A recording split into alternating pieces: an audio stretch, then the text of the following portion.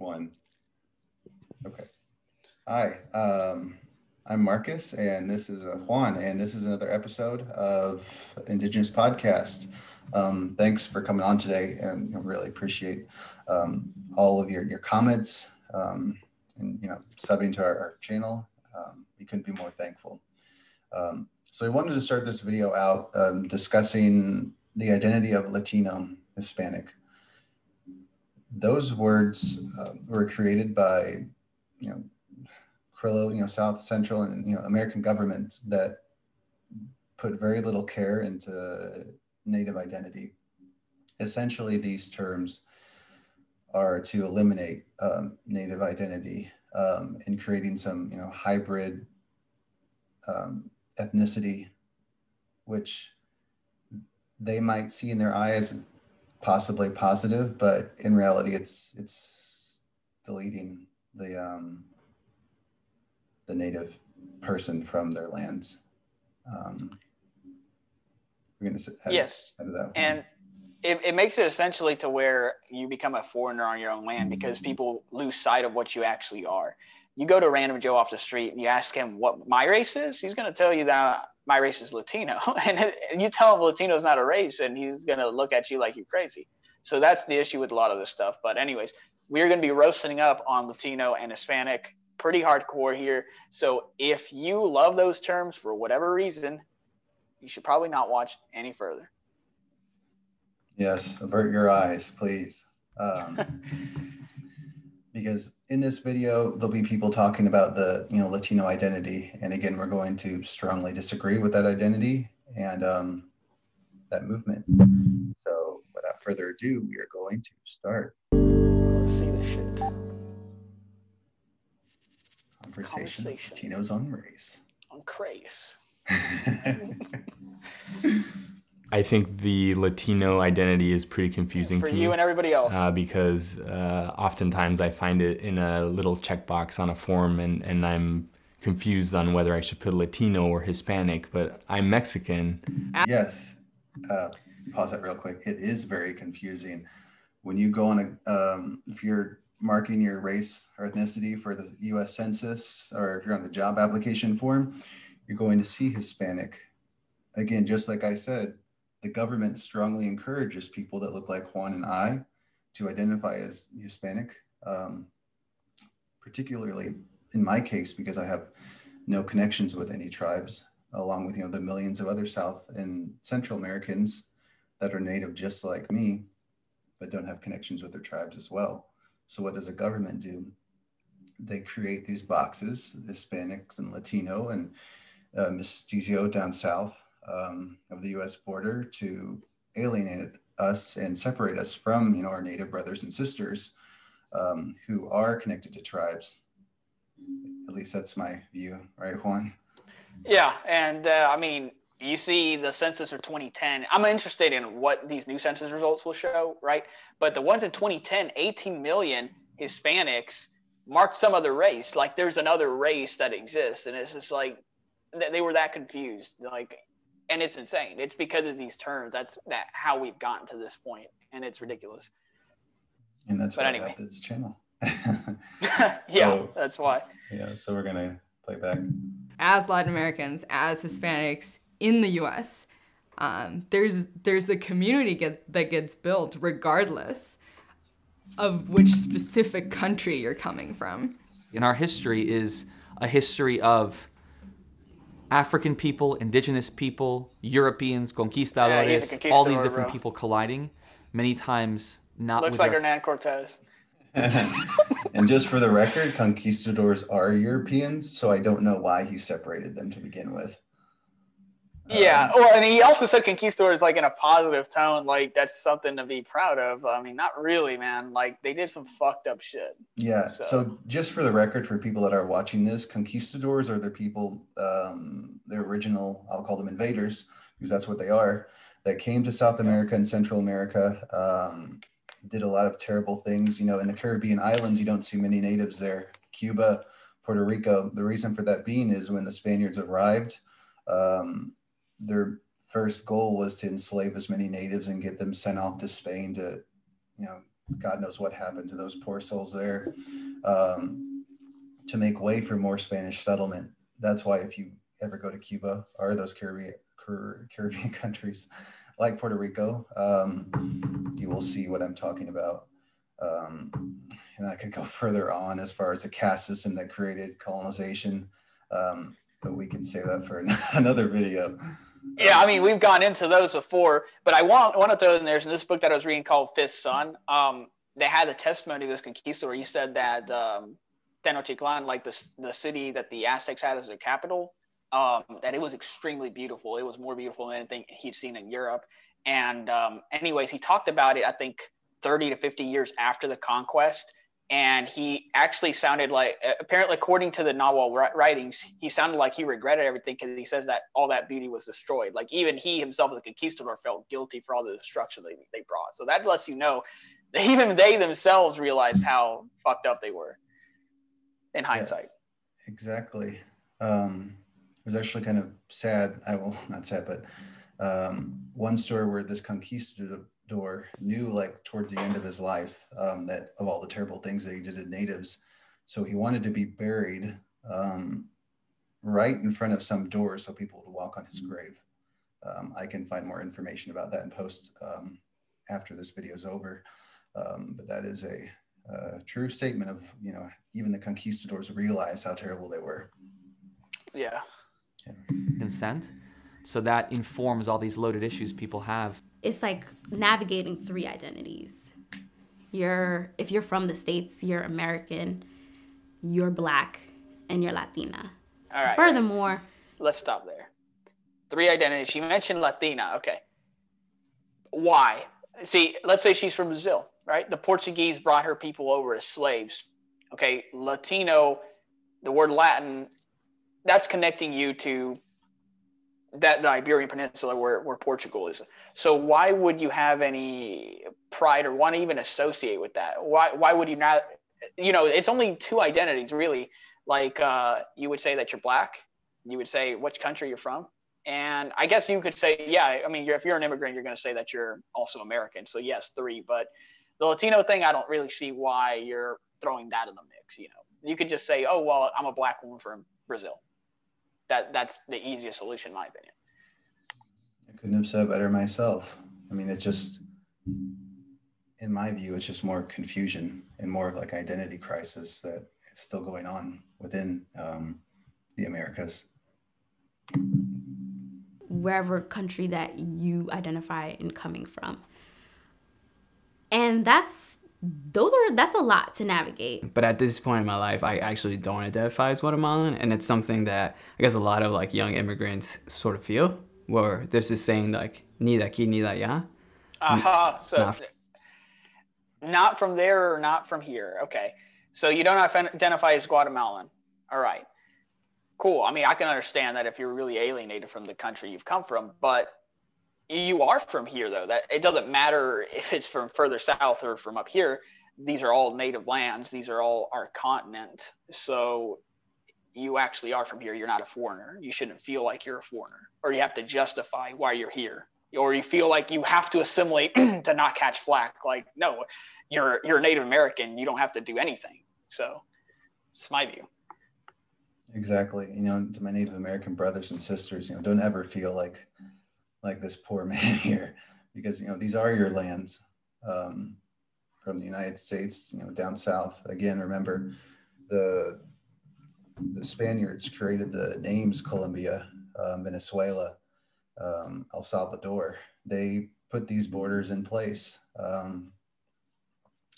and that's what we see today.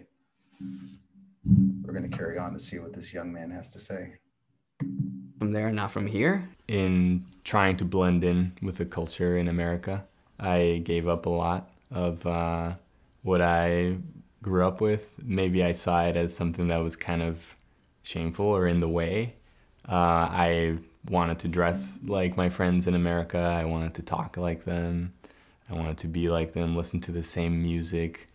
I started listening to country music. I got all these crazy questions. First. So I'll throw that strikes a chord with me because I growing up here, I was the same way. It got to the point because I had so much racism thrown away, so much flack, and I'm sure this guy experienced the same things. That's why he feels this way. Is I started hating where I was from. I started being ashamed of the fact that I was Mexican. I had that self-hatred, that embarrassment, because I had so much flack in school growing up until high school, like the entire way, where I got made fun of because I was Mexican. Like people, like there's some people that would just point and say, "Oh, you're Mexican," and start laughing like that was the biggest joke in the world. And it's like, why the hell are you laughing? But it made me want to not speak Spanish. It made me want to stop saying I was Mexican. I started being like, "No, I'm American. I'm American. I'm not Mexican." You know, and it's just sad. But it's because of all those racists. It's because of all that hatred. Because we're supposedly immigrants and all this nonsense. But if we flip the script with these labels, and we say that you're Native American, I mean, there's no need to feel embarrassment. Like, you're not the outsider, they are. So. Yeah, and again, to our viewers, one of our main goals is to flip this colonial system on its backside. And we do this, to save our, Native brothers and sisters who might be lost or stuck in positions that aren't really in their favor. We're going to carry on with the video. And it's like, did you come here in a canoe? And do you know what snow is? And do you live in a hut in Puerto Rico? I'm surprised she got this many flack because she's like more white, Yeah, that's what I'm thinking too. Not to be any which way. I mean, you can catch flack as an immigrant regardless. You got the accent and all that, right? But like, I would say the darker you are, the more flack you're going to catch. I mean, she could pass for a white woman if she really tried for it, Oh yeah, definitely. And I'm sure, this video is about Latino Latinas, so she would say identifies Latina, which automatically, according to the government makes them non-white. Just want to add one little part. With the Latino Hispanic identity on government forms, people from Spain can also be included in this Hispanic identity, which also means they're not white, which makes zero sense. Yeah, because they absolutely are white. I've talked to plenty of them. They absolutely consider themselves white. They don't consider themselves person of color or the same as us. Some of them don't have any positive thoughts towards us in general. So, I mean, again, it's just silly to even tie ourselves to them at this point. Yeah, it really is. Gosh. I thought my name was Spick until I was about 13. And that was my first awareness that race was an issue. People say, "Oh, you look like a white dude." In some context, not in all contexts. Depends where I am. Depends who I'm with. Depends whole lot of things. Depends what language. I don't know about that. Like, dude, you're pretty much a white dude. Like if you had an accent when you speak English, you might. Yeah, I could see the people like, "Oh, you're not from here. You're a foreigner." But you're not. You're not going to catch as much flack as me and Marcus. And you don't. But he doesn't have an accent. That's the thing. So it's like you're heavily on the Iberian side, bro. Like. You are a white dude, like, not trying to hate, like, you can be a white dude from Mexico, a white dude from whatever, but you're still a white dude. So I'm just saying. And I know that's going to piss off some people that are listening to this, but it is what it is. No, it's okay. I mean, it is easier for people that are lighter skinned from South and Central America to assimilate into, let's say, a population in the United States that, looks like them, that's mostly white. Now, if you're darker skinned, it's different, and I faced my fair share of racism when I was a kid. And I'm sure, Juan did too. Again, I could go into stories about that, but we got this video to start on. Yeah. Look, when I leave my name, I can't get a phone call back about an apartment in New York City. And this isn't like 10 places I call. This is like 30. Okay, so he has a point there. There, right? So the last names, yeah, they're going to assume it's like a really, like, Indian looking motherfucker, you know what I mean? Like the type they don't like. Oh, he's fucking brown as shit. Yes, that can happen based off the last name. Yeah, I will concede that point. If he went in person, I don't think he would have to worry about that. But I can see his point. It is funny how, Americans, a lot of Americans, obviously all of them, they look at a Spanish sounding last name and they automatically have this image in their head of someone that's darker skinned from Mexico or, South America. Yeah, and exactly. the other thing about that is, again, we talked about the caste system from people that are lighter skinned and the racism that they show to people that are, more darker skinned. Even though they're racist towards them, they themselves will experience racism also because of, the racist issue in the United States with, like we just said, we see the Spanish sounding last name. Maybe I don't want to hire you, or some sort of, thing like that. So either way, they'll also experience racism. Yeah. Although I will say, like, if this guy, like, if he changed his name from his last name to something like, let's say it's Gonzalez, to something really American sounding like Smith or Johnson, he would have zero issues because he does not look native, So anyway, but yes, I get it. I get his point. Yes. And I remember telling a kid one time, I was like, let me tell you, the Ku Klux Klan comes here and they see your last name, you're going too, bro. And the kids are like, what are you talking about? And it was like a big thing. People generally, unless I speak Spanish, people assume right away, that I'm African American, that I'm black. It's just one of those things. It may be the deep voice, it may be the color of my skin. Because I talk white, I'm not Dominican, or I'm not black, or I'm not Afro-Latina, or whoever people perceive me as of being. And that hurt, and that still hurts. All right, so I got a couple comments for that. So I can get it. There is like ignorance, like in part of a lot of Americans, where they will think that it's only that there's only a bunch of brown people like us, a bunch of natives in these countries, and that's not true. There are black people in these Central and South American countries that were brought by the Spanish and the Portuguese. So yeah, I can get that. Like, oh, well, you're not really from that country because you're black. Okay, I can understand that. I can get that. Yeah, I also agree with you, Juan. Like, definitely, I think even in South and Central American countries, Black people do experience a lot of racism as well. And it's sad. Again, it's a part of the caste system that was put in place by Krillos and still exists today. And people seem to be still okay with it. And it's really sad. I know there's colorism. There is colorism. And if there's racism against really native, close to 100% native people in these countries, then there's certainly going to be that for these, Black people in these countries. So yeah, the Krillos created the caste system with them on top, Spanish-looking people, and then mestizos in the middle, yep. And then natives and blacks are at the bottom. And again, it's the system is still in place, even though the Spaniard colonialism is somewhat gone, you could say. Right. Now that one guy that said that that people won't know that he's from that country or whatever if he doesn't speak Spanish, and he said that I'm not black, and he's like, well, you are black, that's your race, but that doesn't take away the fact that you are from, let's say, the Dominican Republic. That doesn't take away the fact that you're from Brazil. But yes, your race is still black. Yes, exactly. Because one of my daughters is lighter than the other, they had blackness issues.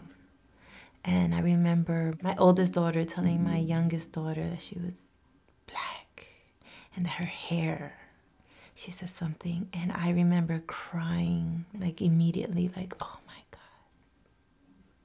no. And I had to sit them down and talk to them about our roots and that everything that they learned from the family was wrong. I feel like I wanted more. So just to remind people, because I think that a lot of people from the US in particular forget about this, Latino and Hispanic are not races. So please try your best to remember that. Right. Yeah. Right, certainly. And I think she mentioned something about her a sibling of her, or like one of their daughters was making fun of her other sibling because she was black and called her. Again, that's part of that racist attitude, which you can pick up here in the United States, don't get me wrong, but that also exists in these Central and South American countries, is that colorism. And we're trying to do away with all that shit. That's why we're doing this also. It's part of the reasons. And one other thing I wanted to add was, it kind of irks me when, there's people saying, oh, you don't look like a Hispanic or a Latino. What the heck is that supposed to look like? Would you care to, indulge me in the racial identities and the complexities of what a Latina is? And they won't have many, I will say, good answers for you. And when I mean they, I mean like people that aren't educated in the issues of, Native. So I'm very curious, like what goes in the minds of people when they say that, or when they say like, oh, he looks like a Hispanic person. Is it someone that looks like you and I? Anyway, we'll carry on. I feel like I wanted more of my culture.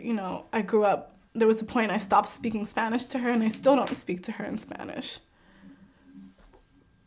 So I feel like something was lost, and I don't know if it was just because she was busy raising 5 kids and didn't really think about culture in that way and how I would come to identify myself.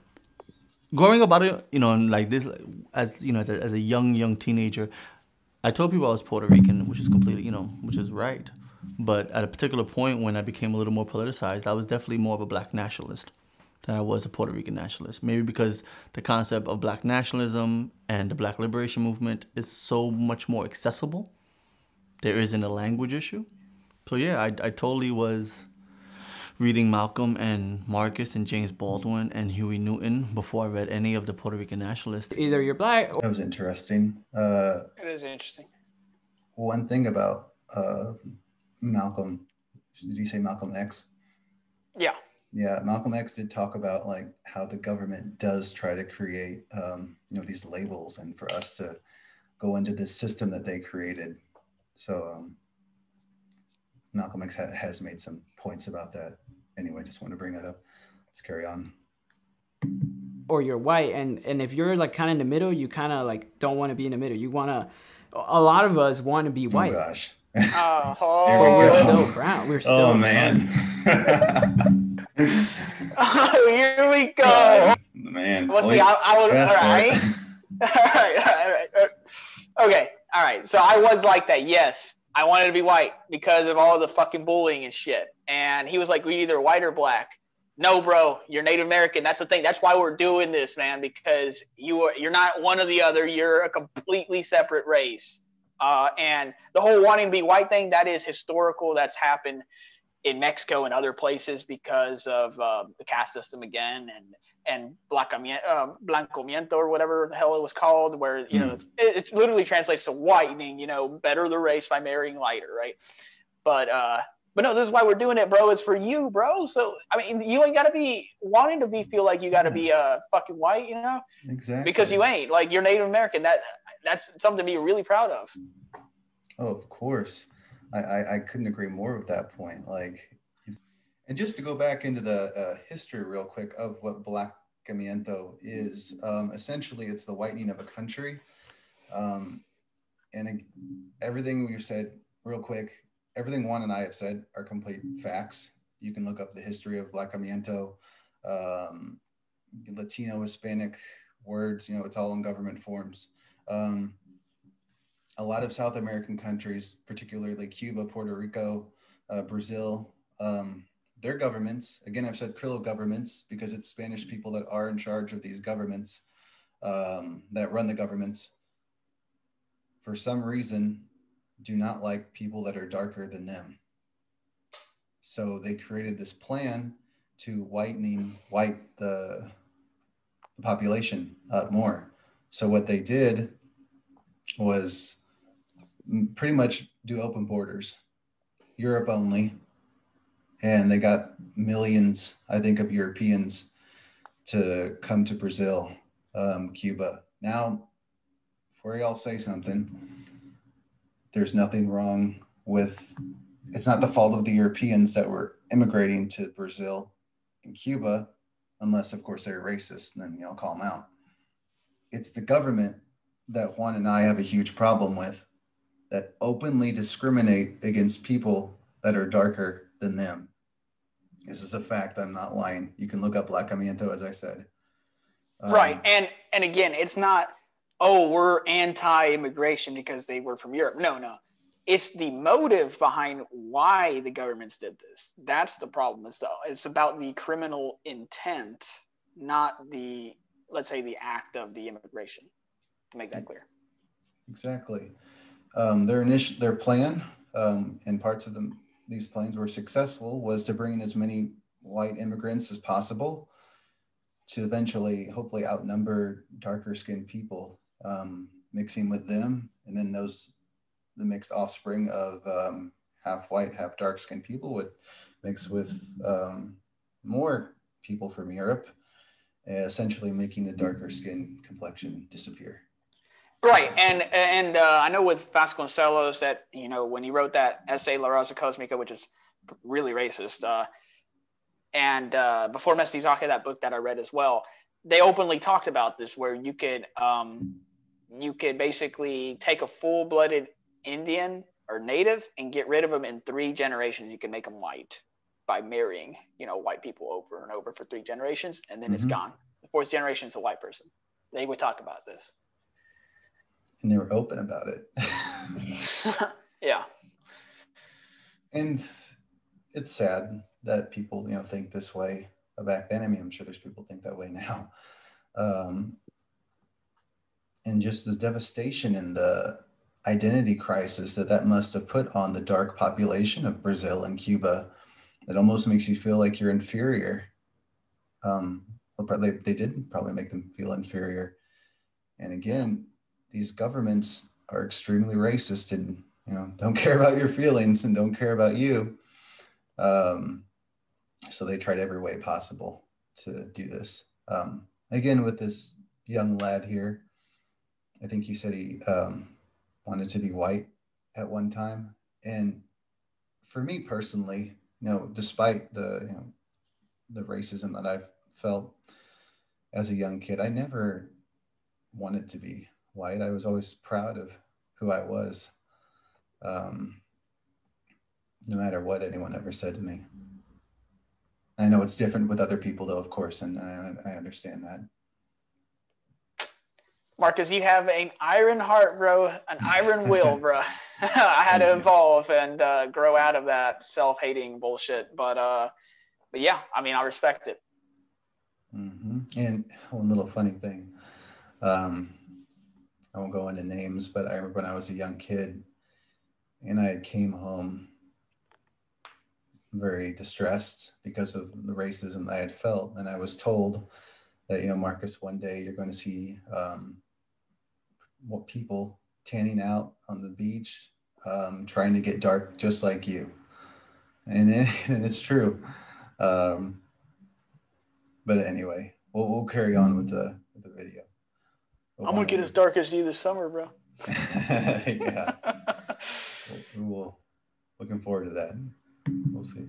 You know, we still have color. You know, we're still, according to what the institution is telling us, what race is based on your skin color. So you're like, I'm brown. So that's kind of like where it came. Like, I'm not black and I'm not white. You're and Native I want to American. be white. So I'm kind of brown. And Yeah, this Native is kind of American. like a thing that's there. Yeah. If you are closer to me, there's no, I'm either, you know, not white or black. I think this person is, I don't know if he's even aware of Native American identity at all. Probably not. Yeah. And again, it's the institution of, you know, government brainwashing, I'll call it, to eliminate any thought of you ever thinking that you're Native. Because again, when you're Native American in the US, the government assumes that you have some connection to a tribe. And if you're not, then they're just going to call you a Hispanic or Latino, no matter how dark skinned you are. But see, this whole thing, because I've had people protest what we're saying, right? The thing is, the U.S. government was going to get rid of all the tribes again. I've mentioned this in various videos. In the 1950s, they were going to get rid of all the tribes. that doesn't make those people stop being natives because they don't have the government recognition or they don't have the tribe anymore. They are still natives racially. So just because you don't have a tribe doesn't mean you're not native. And a lot of that was because of forced assimilation, or these tribes are just wiped out. So that's not the fault of any of you. That's the fault of the Spaniards. And people don't like to blame the Spaniards for this. I always see people dodge this. It's just so frustrating. It is. It's extremely frustrating. If you are closer to being white, you are supreme. If you are not, you are less than. And to me, that's how I've understood it. And that's why I think it's very important that Latinos who look like me say, you identify as Latino, cool. Colombiano, cool. Whatever else. But you benefit from light skin privilege. The fact that you have ojos claros, people want to fetishize that, understand what that means. However much I might want to say, oh my gosh, I'm so special because I have green eyes. You're perpetuating white supremacy by running with that.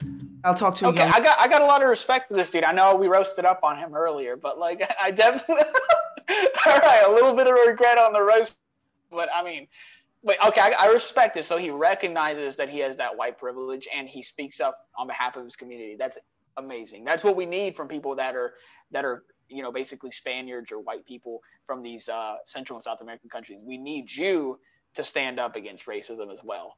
And we would like your support in saying that your darker brethren are Native Americans. That would help. Instead of saying, oh, they're mestizo and you're not the real deal. That you're just sabotaging everything. If you're really on our side, you're going to recognize that. Again, I couldn't agree more with that part. He basically explained the caste system in South America and Mexico in a nutshell.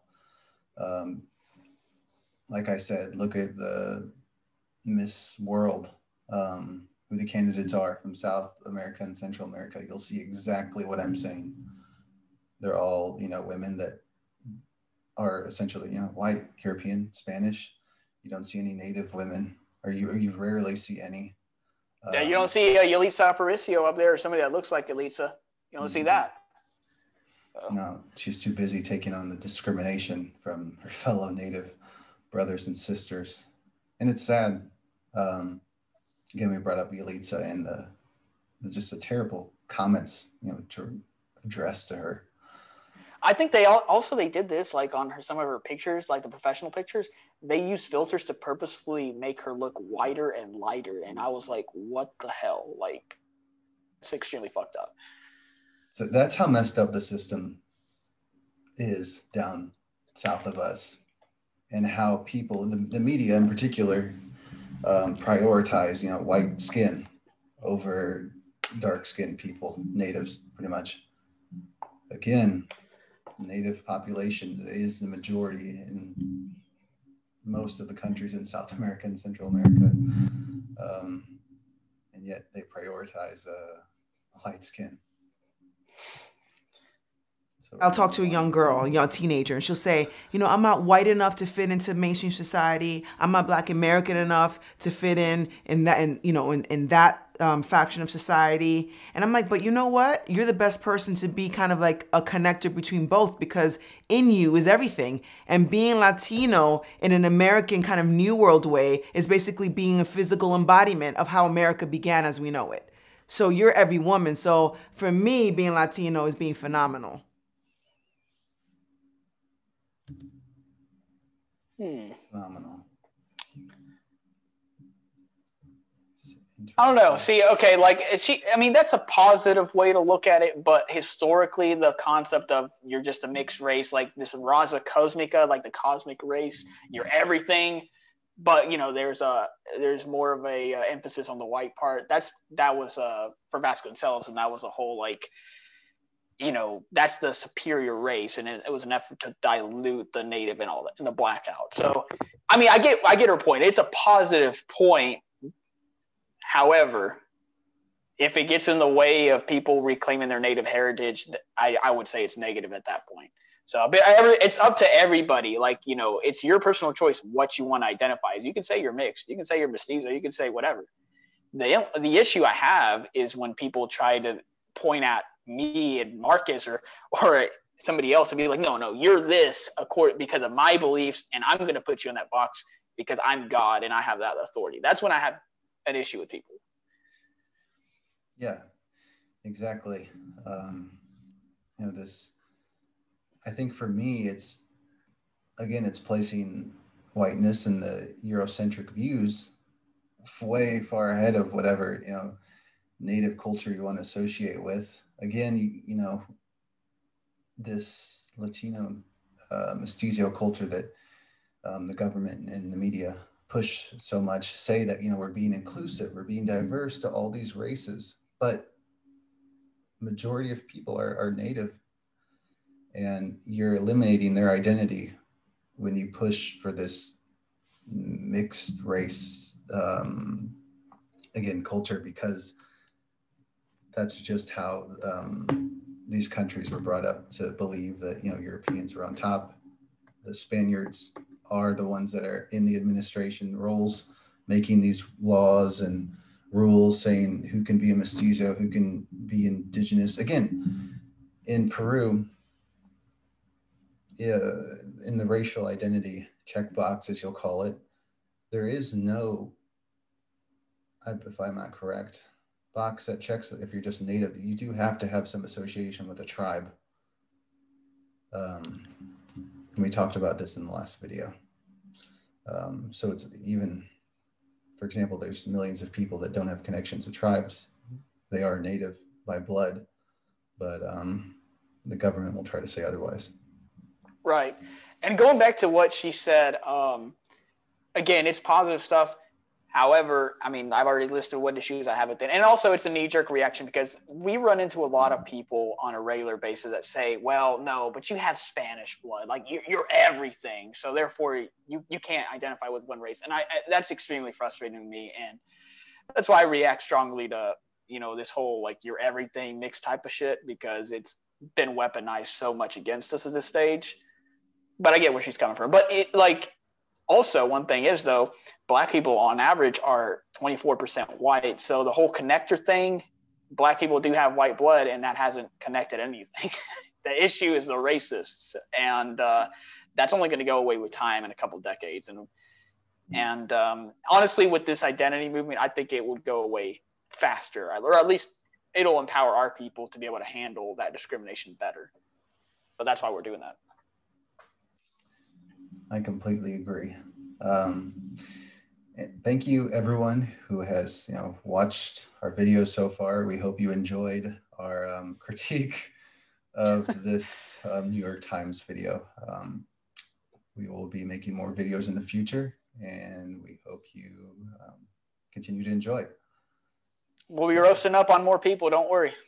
Yeah, we'll get there. We'll get some more people to roast. Anyway. That's right.